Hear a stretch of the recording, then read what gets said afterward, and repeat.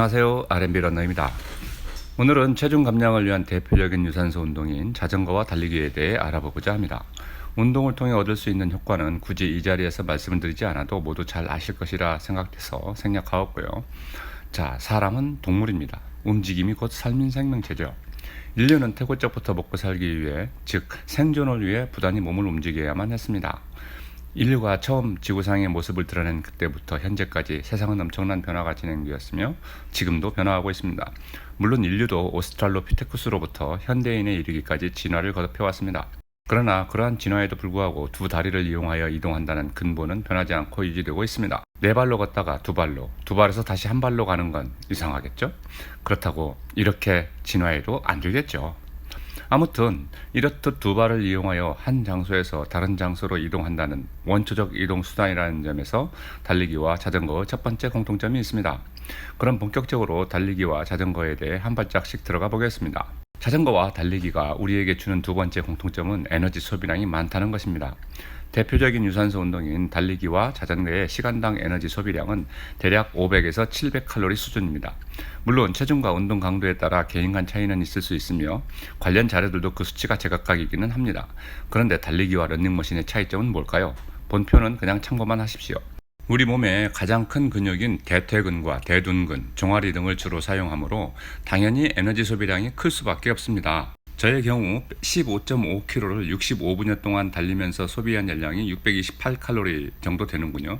이를 1시간으로 환산해보면 약 574칼로리 정도로 계산되는데 대략 앞에서 말씀드린 수치와 비슷하죠. 시간당 칼로리 소비가 높다는 것은 살 빼기, 즉 다이어트에 아주 효과가 좋다는 말과 동의어로 취급할 수 있지 않겠습니까? 필요 이상으로 많이만 먹지 않는다면. 이건 제가 자전거를 탄 그림인데요. 4시간 가까이 운동하면서 1728칼로리를 소모했습니다. 1시간으로 환산해보니 443칼로리 정도 됩니다. 시간당 칼로리 소비량이 달리기보다 적은데 운동 강도가 낮아서일 겁니다. 그러나 전체 소비량은 훨씬 많죠. 자전거는 몸의 피로도가 달리기보다 덜해서 장거리를 달릴 수 있기 때문입니다. 강도를 조금 높이고 운동 시간을 줄인 운동에서는 30분에 377칼로리를 소모했으니 시간으로 환산해보면 750칼로리 정도의 열량을 소모한 것이 됩니다. 이렇게 칼로리 소비가 많은 대표적인 운동임에도 불구하고 달리기 하는 사람이나 자전거 타는 사람 중에 뚠뚠한 사람들을 꽤나 볼 수 있습니다. 왜일까요? 그렇죠. 소비량보다 섭취량이 많아서입니다. 2000칼로리 소비하면 뭐합니까? 피자 한 판에 치킨 한 마리 뚜닥 해버리면 벌써 오반데. 치킨 한 마리 대략 2000칼로리, 피자 한 판 2500에서 3000칼로리. 숫자 자체로만 보면 그리 크게 와닿지 않지만 운동량과 비교해서 보면 어마어마하다는 걸 알 수 있습니다. 이 정도 칼로리를 소비하려면 달리기는 꽤나 빠른 속도로 3시간 이상을 달려야 하고 자전거는 5시간 내외를 타야 하는 도전 아닌 도전이 되어야 하는 것이죠. 세 번째 공통점은 신체의 균형 발달을 돕는다는 것입니다. 대부분의 운동들, 농구나 테니스, 볼링, 야구, 골프, 배구 등 거의 모든 운동 종목은 한쪽으로 편향되어 있습니다. 왼손 투수가 오른손으로 투구할 수는 없으며 오른손 골퍼가 왼손으로 스윙을 할 수는 없습니다. 즉 주로 사용하는 한쪽에 비해 다른 한쪽의 운동 능력이나 근육 발달 정도의 차이가 있다는 것이죠. 그러나 달리기와 자전거는 좌우 똑같이 같은 강도와 횟수를 유지해야 결과가 나올 수 있습니다. 이를 위한 보강 운동도 마찬가지로 좌우 균형을 맞추어야 하죠. 몸의 밸런싱을 찾기 위해 따로 돈을 들이지 않아도 되는 훌륭한 운동 종목입니다. 네 번째 공통점은 연령과 인원수, 장소 등에 구애받지 않는다는 것입니다. 달리기와 자전거는 오로지 혼자만의 시간 여행을 할 수 있는 것과 동시에 남녀노소 누구라도 할 수 있으며 여럿이 함께 할 경우에도 즐거움과 운동 효과를 모두 누릴 수 있습니다. 축구를 하려면 축구장으로, 농구를 하려면 농구코트로, 볼링을 하려면 볼링장으로, 골프는 CC로 가야 하고 상대편이 있거나 동료가 있어야 하고 일정과 시간 조율을 해야 하는데 반하여 달리기와 자전거는 장소와 인원수에 무관하게 언제 어디서든 남녀노소 누구라도 마음만 먹으면 가능하다는 아주 큰 장점이 있습니다. 심지어 달리기는 날씨에도 구애받지 않고 달릴 수 있습니다. 여름철 우중주에서 느낄 수 있는 희열감이나 한겨울 깃볼에 고드름 달면서 눈 덮인 새벽길을 달릴 때의 감동을 어찌 말로 다 표현할 수 있겠습니까? 다섯 번째 공통점은 특별한 장비나 기술이 필요치 않다는 것입니다. 자전거는 특별한 장비 아닌가 하는 의문이 있더라도 달리기는 운동화 하나만 있으면 태어날 때부터 가지고 있는 본능에 따라서 어떤 복장이든 달릴 수 있고, 자전거는 자전거만 있다면 그저 타기만 하면 그 순간부터 운동이 되는 것이니까요. 물론 달리기와 자전거 운동 능력이 어느 정도 된다면 그저 운동화 한 켤레와 아무런 자전거 한 대로 운동하지는 않을 것입니다만, 그렇다 하더라도 그리 큰 비용이 들지 않는다는 것은 착각. 자전거 한 대 1,400만 원 덜덜덜. 그렇다면 다른 점은 무엇일까요? 방금 얘기했던 바와 같이 제대로 운동을 좀 하려면 달리기에 비하여 자전거는 개미지옥이라 불릴 정도로 많은 돈을 끝없이 요구한다는 것입니다. 달리기는 솔직히 신발 하나 좋은 거 있으면 나머지는 부수적인 것이 되지만, 자전거는 웬만한 자전거를 타더라도 그 끝이 보이지 않으면 물론 비슷한 운동 능력을 가진 경우라면 자전거의 성능에 따라 결과가 달라지는 경우가 많다는, 장비빨이 어느 정도 존재한다는 차이가 있습니다. 두 번째 차이점은 달리기에 비하여 자전거는 위험성이 높다는 것입니다. 물론 얼마나 안전하게 타느냐에 따라 다르지만 불가피하게 공도를 타야 하는 경우도 있는데, 이때 차량들과의 관계가 아주 위험하다는 것이죠.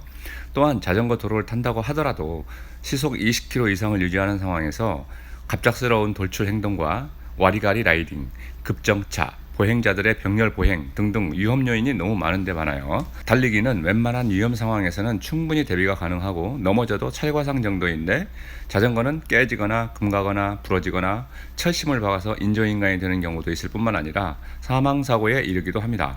세 번째 차이점은 순수하게 운동 자체만으로 봤을 경우 몸에 가해지는 충격이 자전거에 비해 달리기가 크고, 그로 인한 부상이 잦을 수도 있다는 것입니다. 즉 달리기는 한 걸음 옮길 때마다 지면과의 충격을 몸이 스스로 흡수하여 완화하여야 하는데, 자전거는 차체에서 1차적으로 흡수를 하게 되고 신체에 전달되는 충격은 그리 크지 않다는 것이죠. 따라서 달리기로 인하여 부상 중인 런너는 대체 운동으로 자전거를 타기도 하는 것이 바로 이런 이유 때문입니다. 달리기로 인한 부상으로 현재 달리기를 쉬고 있다면 대체 운동으로 자전거를 적극 활용해 보시기 바랍니다. 대신 달리기는 이러한 충격을 신체 자체에서 흡수하는 능력을 통해서 골밀도가 높아져 골다공증 우려가 적다는 장점이 있습니다.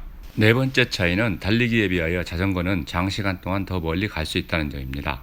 달리기의 경우 마라톤을 준비하는 사람이라면 장거리를 달린다고 해도 한 달에 한 번 정도 최장거리가 40km 정도 내외이고, 보통의 경우는 10 내지 20km 정도로 볼 수 있는데, 자전거의 경우에는 사실 거리의 제한을 거의 받지 않고 달릴 수 있다는 점이 다릅니다. 예를 들어 휴일 아침 일찍 나서서 하루 종일 자전거를 탄다고 해도 중간 급소와 급식으로 에너지를 보충해 준다면 하루 200km 자전거 라이딩을 하는 것은 그리 어려운 일은 아닌데, 달리기는 하루 종일 달리기 할 수 없습니다. 물론 하는 사람도 있기는 합니다. 울트라 마라톤 같은 경우.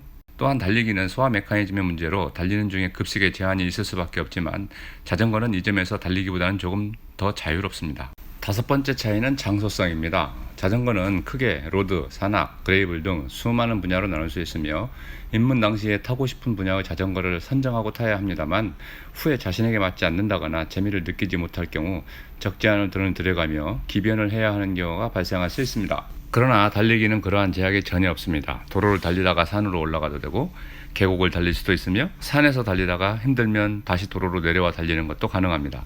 장소 선택에서 달리기가 훨씬 유리한 면이 있습니다.